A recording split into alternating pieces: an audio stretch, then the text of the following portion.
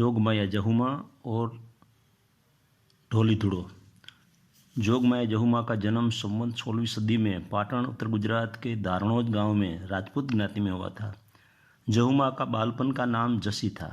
जहुमा और ढोली धुड़ा की सत्य घटना का लेखन नाना भाई जेबलिया ने जलाराम ज्योत मैगजीन राजकोट से प्रकट होता है। उस अंक में जहुमा और ढोली धुड़ा की कथा का आलेखन किया है। अनायास वो एक अंक मेरे मित्र के घर पर गोंडल पढ़ने में आया।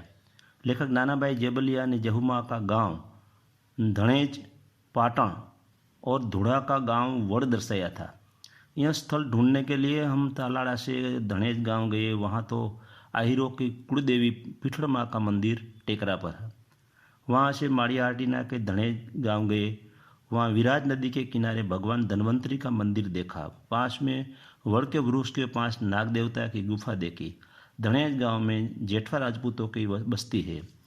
भगवान धन्वंतरी के मंदिर के पास पुजारी ने बताया 2 समाधियाँ थी, वो नदी में बह गई है। मैंने समझा वहीं जहुमा और धुड़ा ढोली की समाधि होनी चाहिए।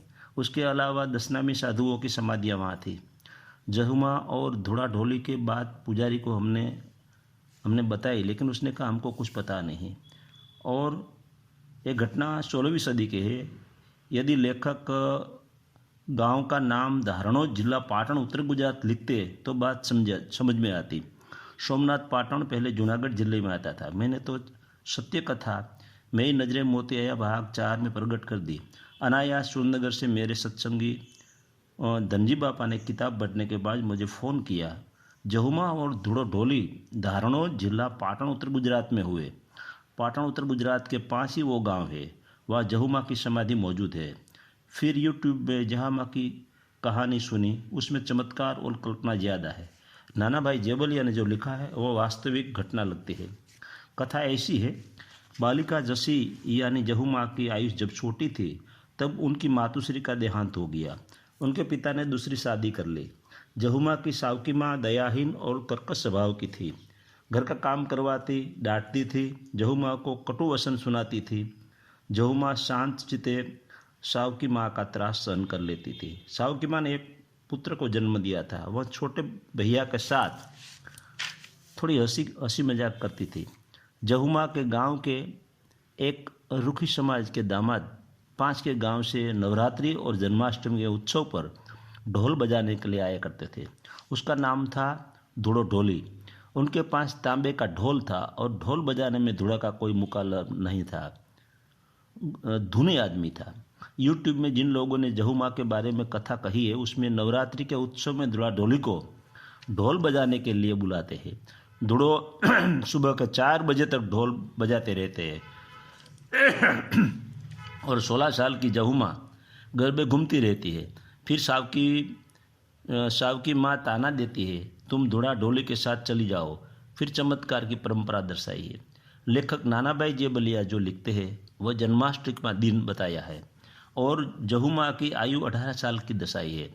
जन्माष्टमी के कृष्ण भगवान का जन्म उत्सव के दिन 5 के गांव से धुड़ा ढोली को ढोल बजाने के लिए राजपूत की महिलाओं ने बुलाया।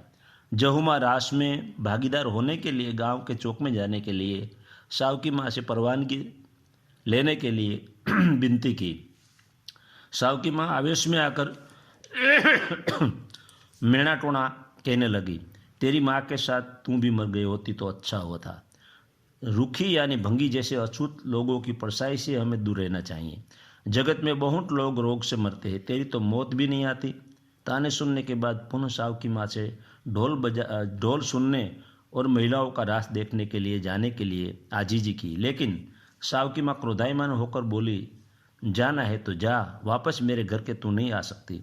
धुड़ा ढोली के साथ चली जाना, यहाँ तेरा मुख लेकर मत वापस आना। गांव के चौक में रास शुरू हो गया था। धुड़ा ने अपनी धुन में ढोल बजाना शुरू कर दिया। जहुमा से रहा न गया। जो महिला ढोल के ताल पर रास ले रही थी वहाँ से दूर खड़ी खड़ी नृत्य देखने लगी। ढोल की आवाज़ सुनने लगी। सुबह से ढोल पर रास शुरू हुआ। दोपहर के 12 बजे तब धुड़ा ने ढोल बजाना बंद किया। वहाँ दूर जहुमा की आंख बंद हो गई। वृंदावन में जैसे कृष्ण और गोपियों का रास चल रहा है वह देख रही है। ढोल की धुन में अंदर संगीत से समाधि की झलक मिल गई। सावकी माँ ने ताना दिया था, राजपूत की पुत्री हो तो वापस घर पर मत आना और धूड़ा के ढोली के साथ चले जाना। धूड़ो ढोली जब अपने गांव जाने लगे तब उनके पीछे जहूमा जाने लगी। अनायास उनके पैर में कांटा लगा। धूड़ा ने पीछे देखा तो 18 साल की युवती उनके पीछे आ रही थी। जहूमा ने कांटा निकालने के लिए धूड़ाबाई को कहा। धूड़ा ने मना कर दी। बहन, तुम राजपूत की पुत्री हो, मैं रूखी अशुद्ध समाज का हूँ, आपके पैर का कांटा कैसे निकालूं? जहूमा ने कहा, आज से तुम मेरे बड़े भैया हो, नात जात को छोड़ो, मेरे पैर का कांटा निकालो। मैं तुम्हारे घर पर तुम्हारी छोटी बहन बनकर आ रही हूँ। मैं अब मेरे घर जा नहीं सकती, मेरी सावकी माँ ने ताना दिया है। थोड़ा ढोली ने मजबूरन होकर जहूमा के पैर से कांटा निकाला। जब धुड़ा ढोली के साथ जहूमा उनके घर गई, लुखी लोग भय के मारे परेशान हो गए। धुड़ा को उनके लोगों ने बहुत डांटा। जहूमा ने कहा, धुड़ा भाई का कोई दोष नहीं है, गलती मेरी है। दारुणों से जहूमा के पिता और अन्य राजपूत आएंगे तो हमको जीने नहीं देंगे। जहूमा ने कहा, तुम चिंता मत करो, मुझे छोटी सी कुटिया बना दो, वहाँ मैं ध्यान भजन करूँगी। धुड़ा के गांव और धारणज गांव में जहूमा की बहुत निंदा हुई। एक राजपूत कन्या रूखी के वहाँ रहने गई, भ्रष्ट हो गई है। धुड़ा ने जहूमा को संबोधित करते हुए भाव उबर होकर कहा, मेरी बहन, मेरी जाति हल्की, धंधा हल्का, मेरे वस्त्र मेले, हमारा भोजन अखाज, तुम हमारे साथ कैसे रह सकती हो? जहूमा ने कहा, मेरे भाई, तेरी जाति हल्की, धंधा हल्का, तेरा वस्त्र मेला, खुराक अखाज, कोई बात नहीं, तेरा दिल साफ है, हक की कमाई है, तुम रूखी नहीं, तुम ऋषि की संतान हो। जहूमा के लिए झोपड़ी बनाई गई, अपना भोजन बनाकर खाकर भजन करने लगी। अपने वतन से भगवान कृष्ण की एक मूर्ति साथ ले आई थी, वहाँ पूजन किया करती।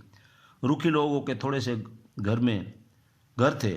शाम के समय जहूमा सत्संग की थोड़ी बातें करती थी। भजन प्रेमी रूखी समाज के भाविक जन शाम को भजन कीर्तन करते थे। पूरे रूखी वास में का वातावरण जहूमा की हाजिरी से वैकुंठ जैसा हो गया। जहूमा ने सत्संग में रूखी भाविक जनों को कहा, शराब और मांस का सेवन करने वालों को संतों ने मानव नहीं दानव किया कहा है। धीरे धीरे रूखी लोगों ने शराब और मांस का त्याग किया। शाम होते ही रूखी समाज के भजन प्रिय लोग अपना राम सागर और मंजीरा लेकर जहूमा की झोपड़ी पर आ जाते थे और ऐसा भजन गाते थे।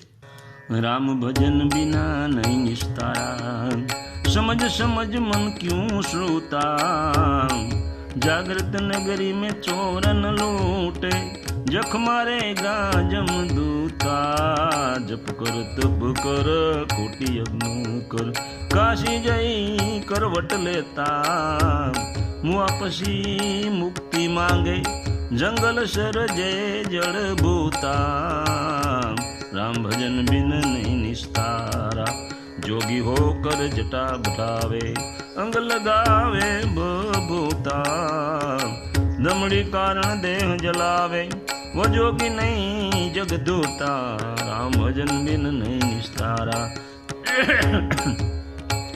मुल्ला होकर भांग पुकारे, क्यों साहेब तेरा बेरा है, कीड़ी के पाँव में नूपुर बाजे, वो साहेब मेरा सुनता है, राम भजन बिन नहीं निस्तारा, जाकी सुरता लगी साहब से, काल क्रोध गर्दन देता, अदर तख्त पर आसन राखे, वो जोगी है अवधूता, राम भजन बिन नहीं निस्तारा, सोया सो नर गया 84, जाग्या सोई नर जग जीत्या, रामानंद का बणे कबीरा, अनुभवी आयन भय पहुँचा, अनुभवी आयन भय घर पहुँचा, राम भजन बिन नहीं निस्तारा। ऐसी 4 वाणी गाकर जहूमा की हाजिरी में मौज करते थे। एक बार ऐसी घटना हुई, रूखी समाज के सब लोग मेले में गए थे। गांव में जालमनाथ नाम के महंत का आश्रम था। वहाँ एक कुत्ता की मृत्यु हो गई। रूखी लोग मेले में गए थे। जहूमा अकेली अपनी झोपड़ी में थी।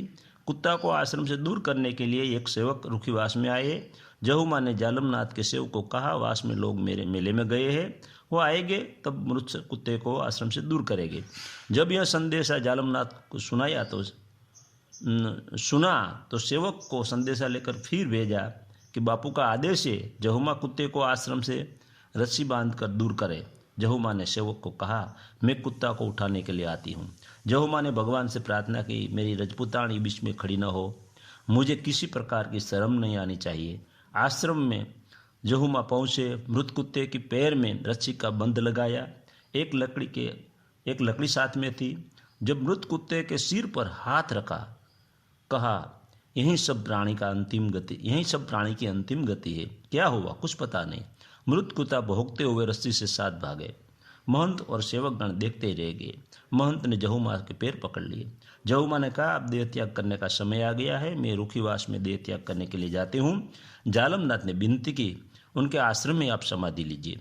तब जहुमा ने कहा, मेरी कुछ शर्तें हैं, वो आपको मान्य हो तो मैं यहाँ समाधि ले रखती हूँ। 1, मैंने 24 साल तक दोड़ाबाई का अन्न खाया है। मेरी समाधि के 5 वो जब देह छोड़े तब उनकी समाधि बने। दूसरी बात, मेरी समाधि पर कोई नात जात के भेदभाव नहीं होना चाहिए। ये सब महंत ने स्वीकार किया। उसके बाद जहुमा ने ईश्वर का स्मरण कर देह त्याग किया। जब जहुमा ने जीवित समाधि ली तब उनकी आयु 43 साल की थी। दूसरे दिन जब ढोली धुड़ाबाई और रुखी समाज के लोग आए तब बहुत पछतावा किया। धोड़ो ढोली चौधार आंसू से रोने लगे और बोले, जगदम्बा, यह गरीब भाई को अंतिम दर्शन आपने नहीं दिया। मैं कैसा अभागी हूँ, मेले में चला गया। आज धारणोज में जहुमा का मंदिर विद्यमान है। अनेक दंत कथा चमत्कार वहाँ प्रचलित है।